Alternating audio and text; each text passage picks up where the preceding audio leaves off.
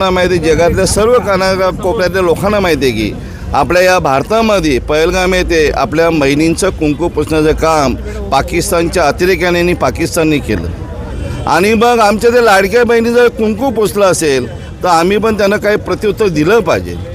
इकडे महाराष्ट्राचे लाडके माजी मुख्यमंत्री आणि आताचे उपमुख्यमंत्री जेव्हा पहलगाममधल्या पर्यटकांना हल्ला झाला तर डोंबिवलीमधले 3 जण होते, त्यांना भेटण्यासाठी त्यांना सांत्वन करण्यासाठी आले होते आणि त्यांनी सांगितलं की साहेब जेव्हा त्या ठिकाणी हल्ला होईल त्या पाकिस्तानवर हल्ला होईल तेव्हा आपल्या ह्या लोकांना ती खरी श्रद्धांजली वाहिली जाईल। आणि त्याचप्रमाणे भारताचे लाडके पंतप्रधान यांनी छत्रपती शिवाजी महाराजांचा जो गनिमी कावा आहे तो गनिमी कावा करून आज पाकिस्तानच्या त्या अतिरेक्यांच्या 9 ठिकाणी अतिशय जोरदार हल्ला केला आणि त्या अतिरेक्यांचा खात्मा केला।